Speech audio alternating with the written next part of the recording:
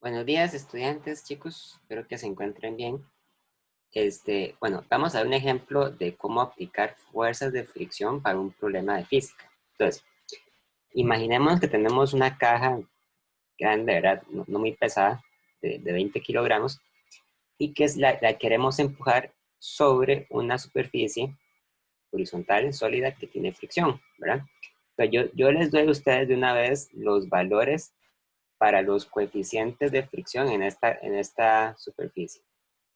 Entonces, el coeficiente μs, que es el coeficiente de fricción estático, es igual a 0,8, mientras que μk, que es el coeficiente de fricción cinético, es 0,6. Recuerden que generalmente μs es mayor que μk.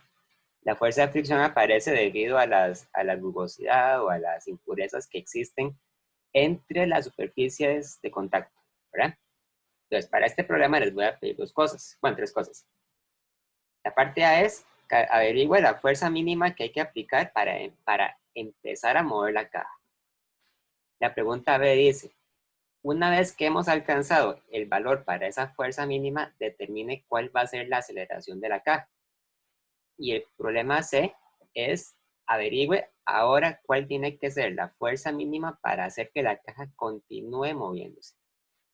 Como podemos ver, la pregunta A y la pregunta C se parecen mucho entre sí, pero son diferentes. Vamos a ver por qué.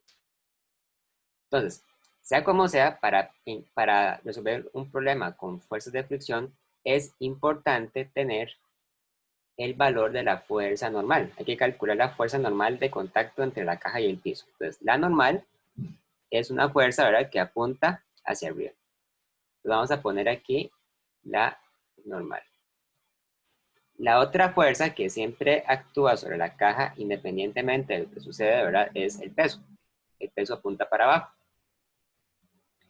Y para este problema, entonces, no existe ninguna otra fuerza vertical. Entonces, cuando nosotros venimos y hacemos la sumatoria de fuerzas en Y, ¿verdad? Hacemos sumatoria de fuerzas en Y para la caja, es igual a la masa de la caja multiplicada por la aceleración en Y de la caja. La caja no se va a mover en el eje Y, ¿verdad? Entonces, decimos que la aceleración en el eje Y es cero. Por lo tanto, la sumatoria de fuerzas en el eje Y involucra a la normal menos el peso igual a cero. O bien, decimos que para este caso la fuerza normal es igual al peso. Así de simple, ¿verdad? Luego lo podemos calcular si quisiéramos.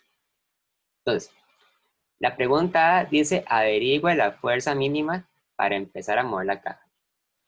Recuerden que cuando la caja todavía no se ha empezado a mover, es porque la caja está experimentando una fuerza de fricción estática. Entonces, vamos a dibujar, ¿verdad?, el vector de fuerza de fricción y apunta hacia la izquierda. Entonces, aquí tenemos la fuerza de fricción, que es estática. La voy a dibujar cerca del piso para recordarme que la fuerza de fricción aparece debido al contacto con el piso. Y le voy a poner Fs. ¿Okay? Fs, F de fuerza, fricción, ¿verdad? Y S de estático. Entonces, la fuerza de fricción estática siempre era menor o igual que mu s por n, ¿verdad? En el momento en que la fuerza de fricción tenga que ser igual a mu s por n, llegamos al punto límite y la caja se empieza a mover.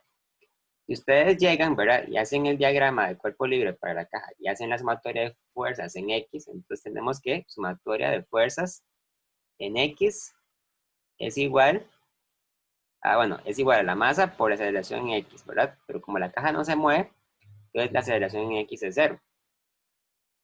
Entonces, hacia la derecha tenemos la fuerza F que hace la persona que empuja y hacia la izquierda tenemos la fuerza de fricción. Entonces, la fórmula es la fuerza aplicada menos la fuerza de fricción es igual a cero. Y por lo tanto, la fuerza aplicada es igual a la fuerza de fricción. Entonces, la caja se va a empezar a mover en el momento en que la fuerza de fricción estática alcanza el valor máximo. Es decir, en el momento en que tengamos una fuerza de fricción que sea igual a mu s por n. Entonces, se mueve si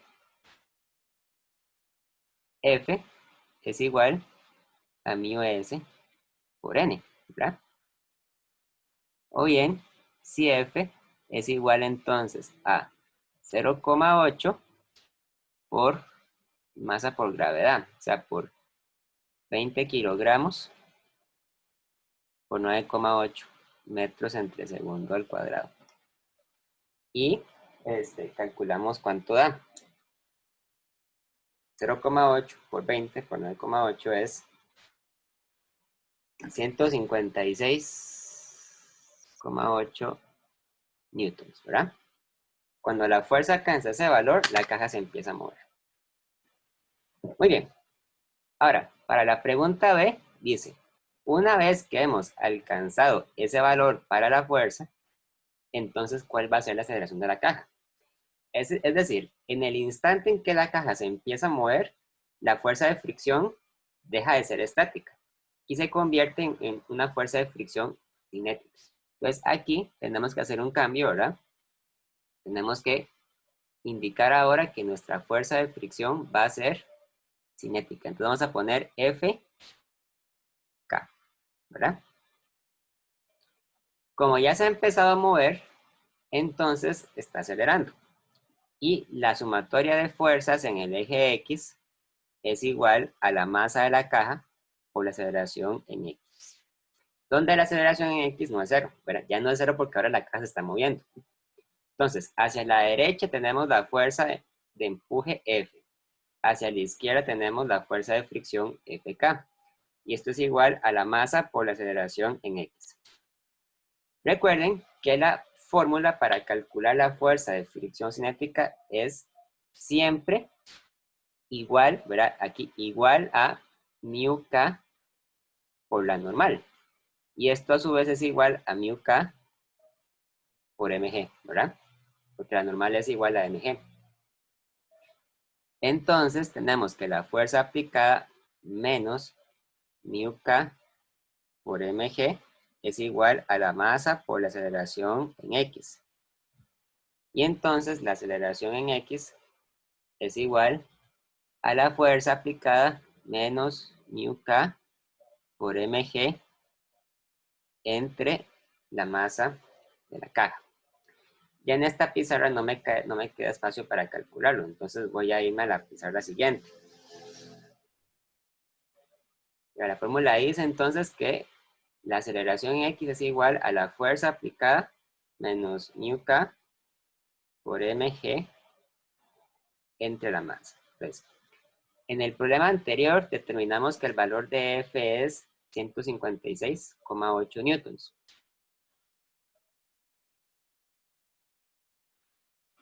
Menos mu k por mg. Mu k, a diferencia de mu s, ¿verdad? Mu k es igual a 0.6. Entonces, aquí restamos menos 0.6 por 20 kilogramos por 9,8 metros entre segundo al cuadrado y dividimos entre 20 kilogramos. Y entonces la aceleración en X es igual a, vamos,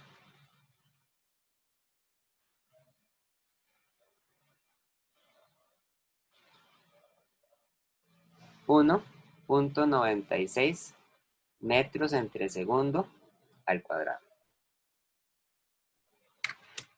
Finalmente, la pregunta C dice, averigua el valor de la fuerza mínima para hacer que la caja continúe moviéndose.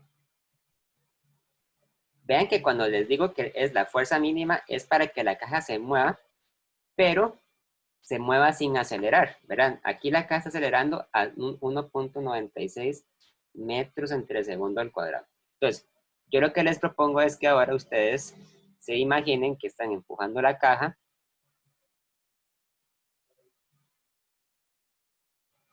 Pero la caja, aunque se mueve hacia la derecha, no acelera. O sea, tiene una velocidad constante. Entonces, para contestar la pregunta C, tenemos que suponer que ahora la persona está aplicando una fuerza diferente. Entonces vamos a poner aquí una fuerza F2, ¿verdad? Para diferenciarla del caso anterior. Hacia la izquierda seguimos teniendo la fuerza de fricción FK, ¿verdad? Pero ahora, o sea, ahora la diferencia es que la caja se mueve para la derecha, pero no está acelerando, sino que se mueve, pero a velocidad constante. Entonces, cuando yo planteo mi sumatoria de fuerzas en X, ¿verdad? Pongo, es igual a la masa por la aceleración en X, y las fuerzas son la fuerza F2 hacia la derecha menos la fricción FK hacia la izquierda, igual a la masa por la aceleración en X. La aceleración en X va a ser cero por defecto, ¿verdad? Por hipótesis de que estamos suponiendo que se mueve con velocidad constante. Por lo tanto, la fuerza mínima para seguirse moviendo es igual a la fuerza de fricción cinética. Y esto es igual a 0,6 por 20 kilogramos por 9,8. 0,6 por 20 por 9,8 es igual a 117,6 newtons. Entonces vean que, interesantemente, para hacer que la caja se continúe moviendo hay que aplicar una fuerza de 117,6 newtons. Pero para hacer que la caja se empiece a mover desde el reposo, la fuerza mínima es 156,8 newtons. Por lo tanto, es más fácil mantenerla en movimiento que empezar a mover. ¿Sí? Bueno, y ya con eso entonces terminamos de hacer este problema de ejemplo.